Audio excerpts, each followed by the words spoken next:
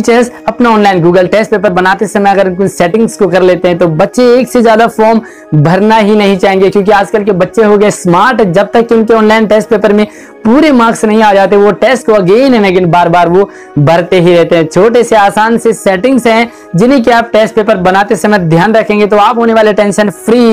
Hello दोस्तों, मेरा नाम है आशीष और आपका स्वागत है हमारे एजुकेशनल चैनल पर। वीडियो को अभी लाइक कर दीजिए क्योंकि बाद में आप वीडियो की भावनाओं में खोने वाले लाइक करना भूलने वाले हैं। तो अगर आपको ऐसी ही टीचिंग की टिप्स और ट्रिक्स चाहिए तो हमारे चैनल को सब्सक्राइब जरूर कर लीजिए। तो शुरू करता हूं ट्यूटोरियल। तो पहला ऑप्शन, पहली सेटिंग आप क्या करेंगे, ये मैंने टेस्ट पेपर अपना बनाया हुआ है और आप क्या करते हैं जब टेस्ट पेपर बनाते हैं तो फर्स्ट में आप बच्चे से उसकी डिटेल मांगते हैं, जैसे बच्चे का नाम, उसकी आईडी, उसका रोल नंबर, उसका सेक्शन, उसके टीचर का नाम। तो जैसे ही आप ये सारी चीज़ें उससे ले लेते हो, मांगते हो, उसके बाद उसके पास ऑप्शन होता है पहला सवाल उसके पास स्टार्ट हो जाता है।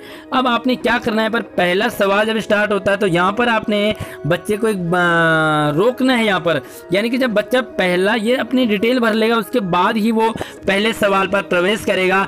यानी कि बच्चा क्या करता है, लिंक पे क्लिक किया और सीधा वो अपनी डिटेल तो भरता नहीं है, सवालों पे पहुंच जाता है। तो अब यहाँ पर आप एक सेक्शन जोड़ोगे। सेक्शन का मतलब बच्चा यहाँ से आगे तभी बढ़ पाएगा जब वो इतना भरेगा। तो इसके लिए आपको क्या करना पड़ता है, तो यहाँ पर आप देख सकते हैं राइट में नीचे डाउन में यहाँ पर एक ऑप्शन मिलेगा आपको इस तरह का, जहाँ पर आप नया बनाते हैं सवाल उसी के राइट में आपको मिलेगा। तो यहाँ पर आप किसी भी सवाल के बाद, आप माना कि आपने डिटेल के बाद उसके लिए ये ऑप्शन रखना है तो आप वहाँ पर क्लिक करोगे और उसके बाद ये वाला ऑप्शन प्रेस कर दोगे। तो प्रेस करने के बाद आपके पास ये सेक्शन ऑन हो जाएगा। तो यहाँ पर आप देख सकते हैं अब ये देखो सेकंड पार्ट में ये ओपन होगा, यानी कि पहले पार्ट में इसकी जरूरी डिटेल ही भरी जाएगी। तो चलिए मैं आपको दिखा देता हूँ कि ये दिखेगा कैसे। तो ये मेरा वही वाला पेपर जो मैंने सेटिंग की थी वो ओपन हो चुका है और यहाँ पर देखो बच्चा अपनी ईमेल आईडी, नाम, सेक्शन और टीचर का नाम ये सारा कुछ भरेगा। उसके बाद वहाँ पर उसे एक ऑप्शन मिलेगा नेक्स्ट का, यानी कि उसे देखो अभी क्वेश्चंस यहाँ पर शो नहीं हो रहे हैं और उसे तब होंगे जब वो इतना भरेगा। तो चलिए मैं यहाँ पे इन्हें सबको भर लेता हूँ, उसके बाद ही बच्चे को अगला ऑप्शन शो करेगा। तो ये देखिए मैंने सारे अपने जो फिल कर दिए हैं और फिल करने के बाद अगर आप कुछ भी एक चीज़ इनमें छोड़ते हैं तो फॉर्म आगे बढ़ ही नहीं पाएगा। और यहाँ पर देख सकते हैं हम नेक्स्ट इसे प्रेस करते हैं और नेक्स्ट जैसे हमने प्रेस किया तो ये देखिए अब हमारा सेकंड जो है वो स्टार्ट हो गया है। अब हमारे यहाँ पर क्वेश्चन शुरू होंगे, यानी कि पहला पार्ट करने के बाद ही बच्चा दूसरे सेक्शन पे प्रवेश करेगा। अब आप इसी तरह से देखो, आप चाहते हो हर सवाल के बाद बच्चा नेक्स्ट करेगा तो बहुत इजी रहता है टीचर के लिए। यहाँ पर फिर से वो सेम अपना उसी को ऐड करेगा जो उसने पहले किया था, यानी कि पहले आपने सेक्शन जोड़े थे, हर सवाल के बाद अपना जो सेक्शन है वो ऐड कर सकते हैं। दूसरा सेटिंग, तो जो दूसरी सेटिंग है उसके लिए आप फिर से सेटिंग पे जाओगे यहाँ पर और सेटिंग पे जाने के बाद आप यहाँ पर क्लिक करोगे।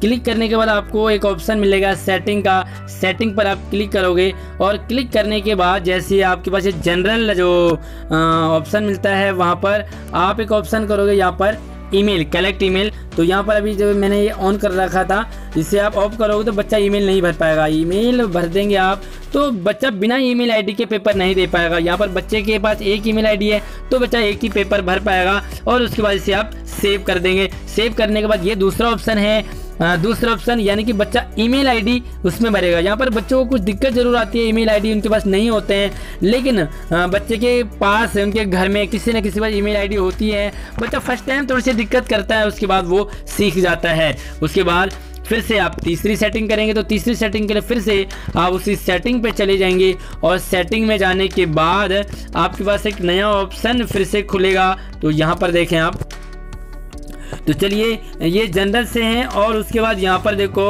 Limit to 1 response. Limit to 1 response यानी कि एक बच्चा एक ही रिस्पॉन्स, यानी कि वो एक ही फॉर्म भर पाएगा, एक ही टेस्ट दे पाएगा। ये आपको यहाँ पर 3 सेटिंग मिलते हैं, एक जनरल का, एक प्रिपरेशन का, प्रेजेंटेशन का और एक क्विज का।